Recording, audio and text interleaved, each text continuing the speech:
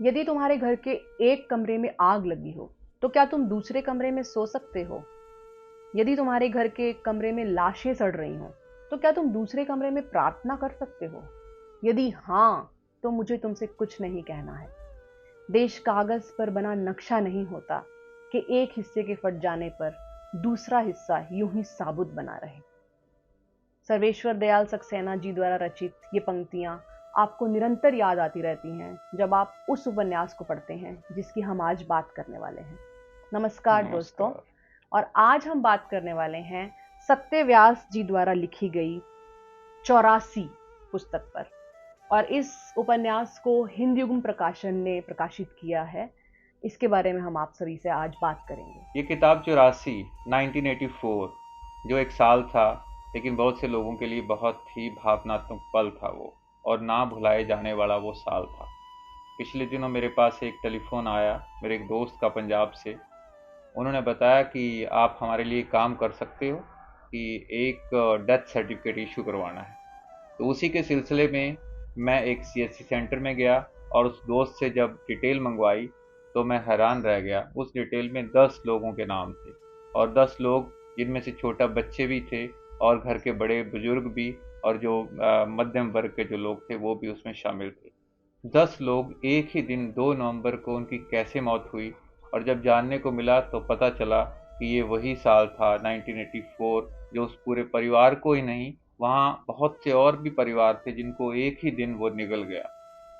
तो वो 2 नवंबर को रेवाड़ी डिस्ट्रिक्ट जो हरियाणा का है, उसमें एक छोटा सा गांव था हॉर्न किलर, जहाँ सिख रहते थे।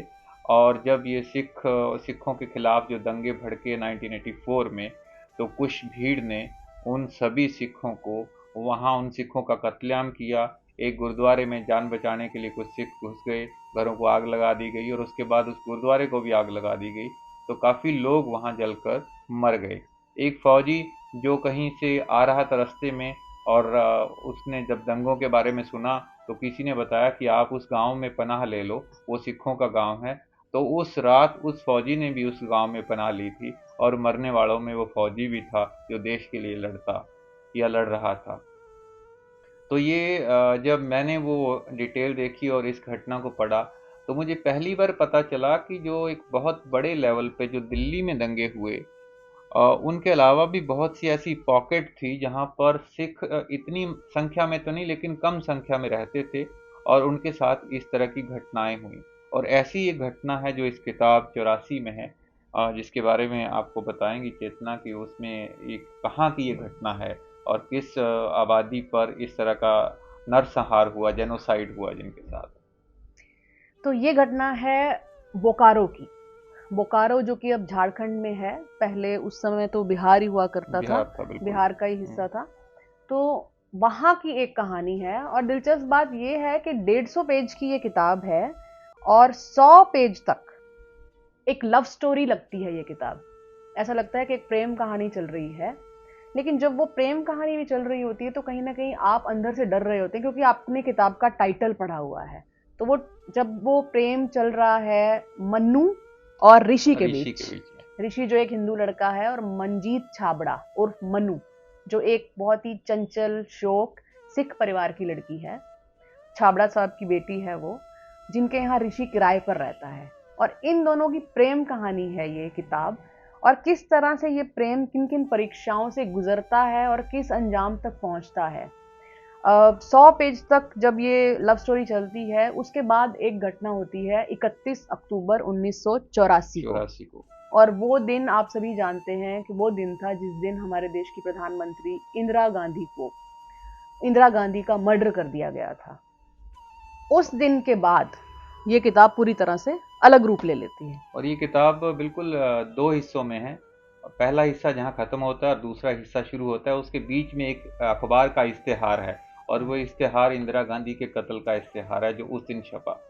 उससे पहले का जो हिस्सा है, जैसे चेतना ने कहा कि वो एक प्रेम कहानी है, तो कहानियाँ तो बहुत थी। जब लोग इकट्ठे मिलजुल के रहते हैं तो वो उसी कहानी का हिस्सा होते हैं, उसमें प्रेम भी होता है, मनमुटाव भी होता है।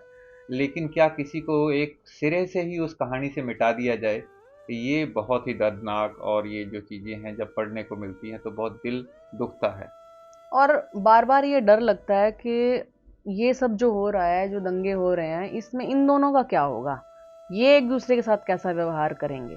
क्योंकि ऋषि उसका टीचर है, उसको ट्यूशन पढ़ाने भी जाता है, इसी बीच दोनों में प्यार हो जाता है, बड़ा मासूम सा प्यार उस जमाने का हमें इसमें दिखाई देता है। बड़ा दिलचस्प इनका जो इनकी प्रेम कहानी है, लव स्टोरी है, वो बड़ी सुंदर, बड़ी प्यारी, बड़ी पवित्र सी लगती है। और बड़ा वो, मजा आता है हाँ, पढ़ने और में। वो गोते भी खा रहा है। एक तरफ वो आइडियोलॉजी है जो मारना चाहती है, जो जेनोसाइड करना चाहती है, सिखों का नरसंहार करना चाहती है, और उसकी भूमिका पहले से बननी शुरू हो गई है।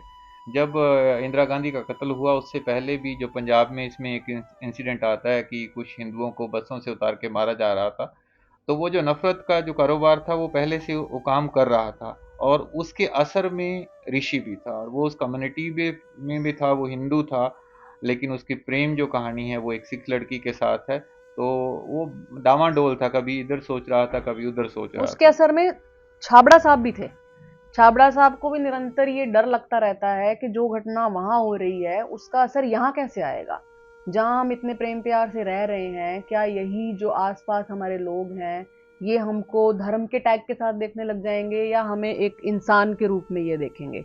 और उनका डर सही भी साबित होता है। और ये अक्सर ये डर मेरे अंदर भी कई बार आता है। मैं ये सोचता हूँ कि कई बार जहाँ पर मेजोरिटी में कोई भी कम्युनिटी होती है, वो ये नहीं सोचती कोई भी काम करते हुए कि उसका जो असर है वो उसी कम्युनिटी के जो लोग कम गिनती में या छोटे छोटे अपनी नौकरी के सिलसिले में घर से दूर बैठे हैं, उन पे उनका क्या प्रभाव आएगा।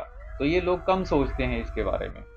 और दंगों का जो प्रभाव है वो सबसे ज्यादा हमेशा ही, ये सिर्फ इस उपन्यास की बात नहीं है, हमेशा ही उसमें बेरोजगार जो युवक हैं उनका बड़ा इस्तेमाल किया जाता है सियासत के द्वारा।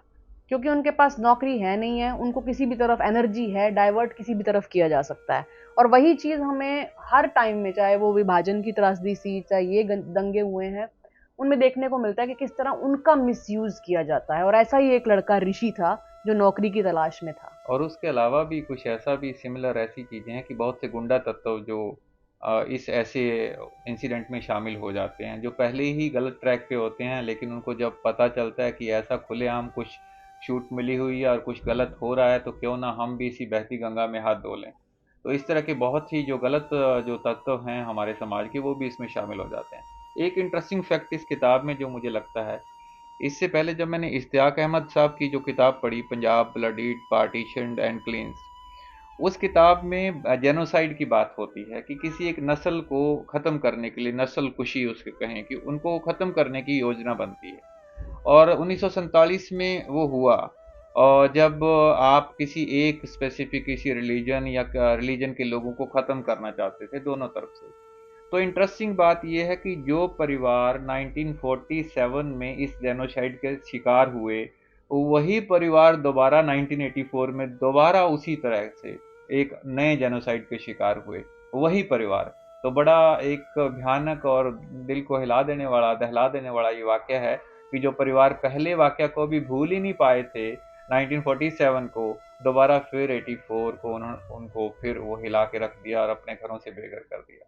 और ये भी देखो आपके जब भी कोई ऐसी घटना होती है तो कुछ लोग अपनी छोटी छोटी पर्सनल खुंदक निकालने के लिए ऐसे ऐसे काम कर देते हैं कि आपको यकीन नहीं होता कि आप रोज जिन लोगों को देख रहे हैं, रोज जिनके साथ रह रहे हैं, वो भी ऐसे हो सकते हैं कि वो भी आपका एक क्लू दे देते हैं कि हाँ यहाँ पर भी एक परिवार रहता है, उन्हें आप पकड़ो। उसका कारण चाहे वो जाति खुंदक हो, चाहे उनकी जमीन हड़पनी हो, चाहे उनकी साथ में लगती हुई दुकान पे कब्जा करना हो, मतलब अलग अलग कारण हो सकते हैं। आपको लोगों का एक वहशी रूप जो है वो देखने को मिलता है, और बचाने वाले भी इन्हीं में है। इसको अगर आप हरिशंकर परसाई का चीनी डॉक्टर एक छोटा सा व्यंग है उसको पढ़ो, तो वो भी ऐसा ही है कि जब दंगे भड़कते हैं तो कुछ लोग, एक डॉक्टर जो दूसरे डॉक्टर का चाइना के खिलाफ कुछ वो चल रहा था, तो उसने बस उसको ये चाहिए था कि ये डॉक्टर शहर छोड़ जाए। और जो वो खुद भी डॉक्टर था, कि उसकी दुकानदारी उसकी वजह से नहीं चलती थी, उसको किसी तरीके से उसने उस चाइना वाले उस मूवमेंट से जोड़कर और लोगों को बहका दिया। और इसी तरीके से इसमें बहुत से वाक्य हैं कि किन के अपनी कुछ जो अपने बेनिफिट थे, जो कमर्शियल बेनिफिट थे, वो जलते थे कि ये जो है इसकी दुकान बड़ी है, अगर कुछ ऐसा हुआ तो मैं इस दुकान को कब्जा लूंगा। किसी की घर पे नज़र थी, किसी की ज़मीनों पे नज़र थी।